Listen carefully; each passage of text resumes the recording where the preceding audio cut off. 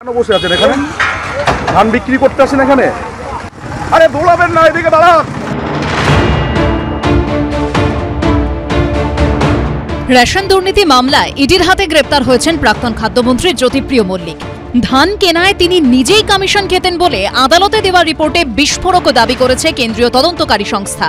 কিন্তু এত কিছুর পরও কি বন্ধ হয়েছে দুর্নীতি? সহায়ক মূল্যে ধান বিক্রির ক্ষেত্রে ফোরের আজ কি আটকানো গেছে? চাষিরা কি সরাসরি সরকারি ধান বিক্রয় কেন্দ্রে গিয়ে নিজের ফসল বিক্রি করতে পারছেন? উত্তর 24 পরগনা থেকে পূর্ব বর্ধমান, বীরভূম থেকে পুরুলিয়া যেসব ছবি উঠে এলো তাতে দেখা যাচ্ছে প্রশাসনের নাকের ডগায় এখনো রমরমিয়ে চলছে ফোরেরাজ। বারাসাত 1 নম্বর পঞ্চায়েত সমিতির অফিস থেকে ঢিল ছোড়া দূরত্বে এই ছোট জাগুলিয়া সরকারি ধান বিক্রয় কেন্দ্র। স্থানীয় বাসিন্দাদের অভিযোগ, এখানে ধান কেনাবেচার গোটাটাই নিয়ন্ত্রণ করে ফোরে বা মিডলম্যানরা। কিন্তু কিভাবে?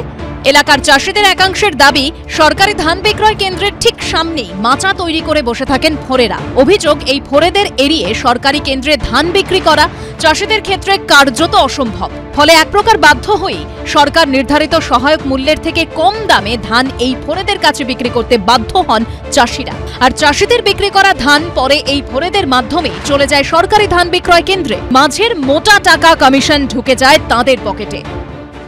সব দালাল, চাষি নেই কেউ এখানে। এই অ্যাকাউন্ট নাম্বার নিয়ে দেখ, চাষির করবে কি করে? যারা নিয়ম করেছেন চাষিদের অ্যাকাউন্ট নাম্বার নিয়ে তার বাধ্য তার দালালকে বিক্রি করে। কিন্তু সরকারি ধান বিক্রয় কেন্দ্রের সামনে মাচা বেঁধে ফোরেদের এই বসে থাকার সাহস হয় কি করে?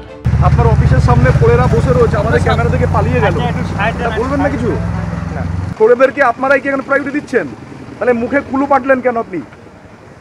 আপনার নিয়ম অনুযায়ী করছেন, ফোরেরা তো ধান কেন্দ্রের সামনে বসে রয়েছে, এটাই জানতে চাইছি আপনার কাছ থেকে। যদিও ফোরেদের বারবারন্তের নেপথ্যে তৃণমূল পরিচালিত পঞ্চায়েত সমিতির সভাপতির দিকেই আঙুল তুলেছেন চাষিদের একাংশ।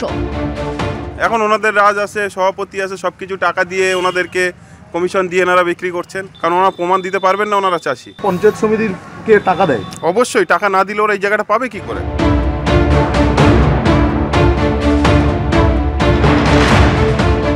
চাষির ফসল গোডাউনেই নষ্ট হচ্ছে।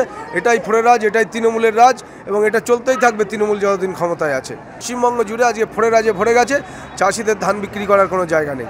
সবসময় তাদের শাসক দলের দিকে আঙুল তোলাটা বিজেপির কাজ, কারণ আমরা এখানে যাতে কোনো রকম ফোরে এর মধ্যে যুক্ত হতে না পারে, প্রকৃত চাষিরা ধান দিতে পারে, তার জন্যে আমাদের ওখানে প্রতিদিন পুলিশের একটা পোস্টিং আছে, প্লাস আমরা ওখানে সিসি ক্যামেরা লাগিয়েছি, প্লাস হচ্ছে আমাদের এখান থেকে আমাদের প্রতিদিন একটা তত্ত্বাবধান চলে।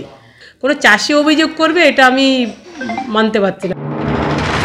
জেলা বদলালে বদলে যাচ্ছে দুর্নীতির ধরনও।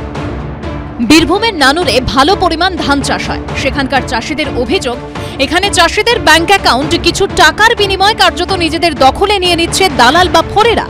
আমাদের যে অ্যাকাউন্ট আছে সেই অ্যাকাউন্টটা মানে চাষিদের কাছ থেকে কিনে নিচ্ছে সেই দালাল। তো এই দালাল চক্র যেটা চলছে, সেই দালাল চক্র বন্ধ হোক। সেই ধানটা চাষির কাছ থেকে নিয়ে তারা সরকারকে বিক্রি করছে।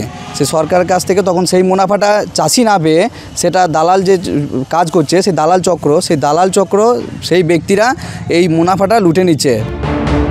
পূর্ব বর্ধমানের মেমারি কৃষক মান্ডিতে আবার দেখা গেল অন্য ছবি। চাষিদের নিয়ে আসা ধান কেনার পর তার রাইস মিলের মালিকের ট্রাকে ওঠানোর সময় নেওয়া হচ্ছে অতিরিক্ত টাকা। মোটেরা লোডিং করছে, ওই গাড়িতে তুলছে, তার জন্য টাকা চাই, দাবি করছে। কত টাকা করে? আমার ওই যে 330 টাকা চাইছে। পুরুলিয়া 2 নম্বর ব্লকের হাতোয়ারায় কৃষক ভান্ডারে গিয়ে দেখা গেল রাইস মিলের মালিক চোখে দেখেই প্রতি কুইন্টালে ধানে কতটা বাদ দিতে হবে তা ঠিক করে নিচ্ছেন। আমাদের যেভাবে অসুবিধা, তাতে শস্য বিমায় টাকা পেলে ব্যাংকে কিছু কিস্তি দেওয়া হয়তো, সেটাও পাচ্ছি না। এখানে যদি ধান বিক্রি 5 কিলো করে বাদ দেবো, তারপরেও খারাপ ধান তো লুবই নেই না স্যার। এখানে ভালোটা তো ওখানে বলেন, আমরা ভাবছি যদি 2 নম্বর আমাদের ভালো ধান হয় তাহলে নিয়ে লেখ, কিন্তু এখানেও আসে নিয়ে দেখা যায় যে ধান এত বাদ দেবো 5 কেজি করে। ফোরেরাজের অভিযোগ এই বাংলায় নতুন নয়, কিন্তু রেশন দুর্নীতি নিয়ে যখন চারিদিকে তোলপাড় চলছে তখনও বহাল তবিয়াতেই বহাল রয়েছে ফোরেরা। সমীরণ পাল, কমল কৃষ্ণ দে ও ভাস্কর মুখোপাধ্যায়ের রিপোর্ট, এবিপি আনন্দ।